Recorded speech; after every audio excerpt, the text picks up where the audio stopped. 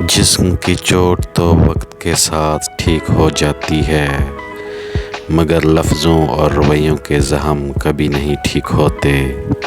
معافی اتنی ہی خوبصورتی سے مانگنی چاہیے جتنی بدصورتی سے اس کا دل دکھایا ہو۔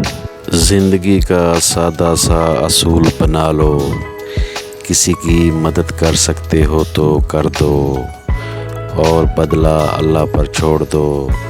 اس سے زیادہ نفع کا بزنس نہیں دنیا میں۔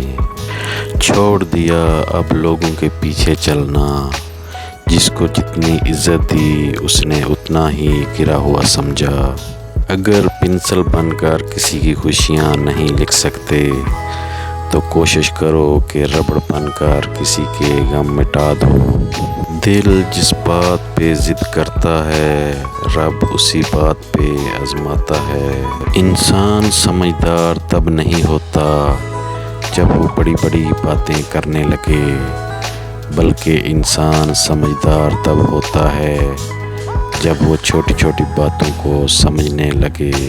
دنیا بھی بڑی عجیب جگہ ہے، جب چلنا نہیں سیکھا تھا تو کوئی گرنے نہیں دیتا تھا، اور جب سے چلنا سیکھا ہے تو قدم قدم پر لوگ گرانا چاہتے ہیں۔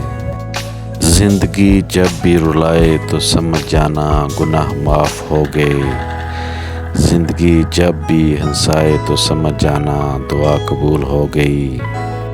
رشتوں کا ہونا اتنا تکلیف دہ نہیں جتنا کہ رشتوں کے ہوتے ہوئے احساس کا مر جانا ہے۔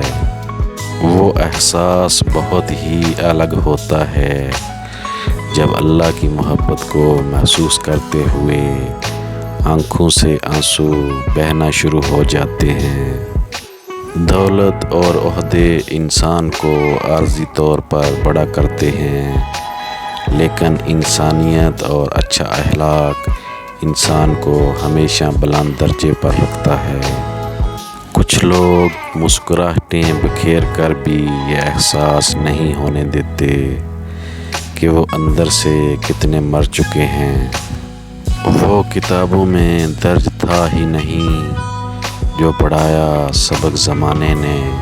جیسا سلوک تو مخلوق خدا سے کرے گا ویسا ہی سلوک خدا تیرے ساتھ کرے گا۔ مجھے اپنے کردار پر اتنا تو یقین ہے، کوئی مجھے چھوڑ تو سکتا ہے مگر بھلا نہیں سکتا۔ دل دکھانے پر بھی جو شخص آپ سے شکایت تک نہ کر سکے، اس شخص سے زیادہ محبت آپ کو کوئی نہیں کر سکتا۔ درخت اپنا پھل خود نہیں کھاتے، دریا خود اپنا پانی نہیں پیتے۔ پتہ ہے کیوں؟ کیونکہ دوسروں کے لیے جینا ہی اصل زندگی ہے۔ قدر تو وہ ہوتی ہے جو کسی کی موجودگی میں ہو، جو کسی کے بعد ہو اسے پچھتاوا کہتے ہیں۔